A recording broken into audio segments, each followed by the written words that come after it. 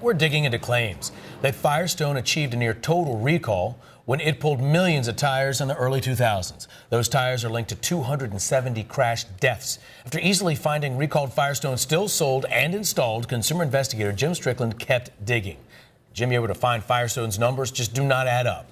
Well, Justin, Firestone told us their recalls were among the most effective ever. In one case, they claim a virtual total recall after a Peachtree City woman rode on a Firestone that was recalled a decade earlier. Her tire and her life were left in pieces. It immediately started swaying, and then it started flipping. Kristen Rose had borrowed this 1998 Explorer from a friend. We gained special access to a forensic lockup where technicians are examining it. Dashcam video 18 months ago shows Rose airlifted from the crash on I-85 in Coweta County. A rear tire Firestone had recalled 11 years earlier shredded. The accident report indicates the Explorer rolled 3 times, coming to rest on this side in a wreck so violent, Kristen Rose was ejected out the back window. And I remember asking, am I going to make it? Somebody just tell me, am I going to make it? A professional model.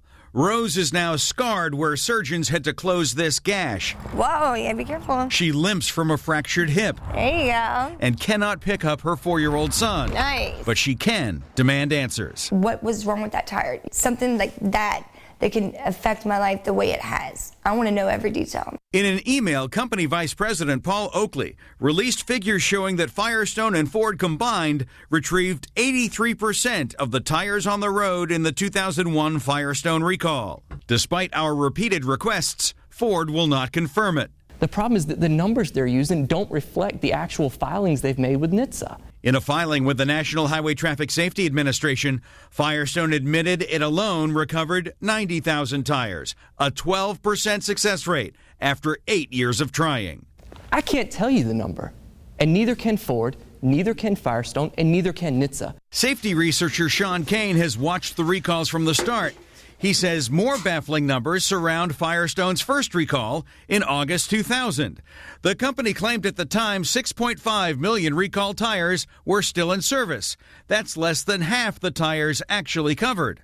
And I think that number is bogus. And the reason why is that these tires had incredibly long tread life. In its final report on that recall, Firestone claimed to have recovered more than 6.5 million tires, a recovery rate greater than 100%. They have no idea how many they really took in and how many were really out there.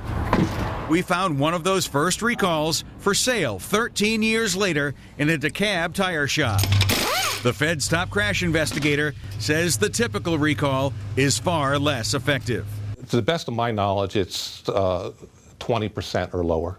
A BF Goodrich tire on a van headed to a church camp in Covington detreaded 18 months after recall. 2 people died. The National Transportation Safety Board is now investigating recalls gone wrong.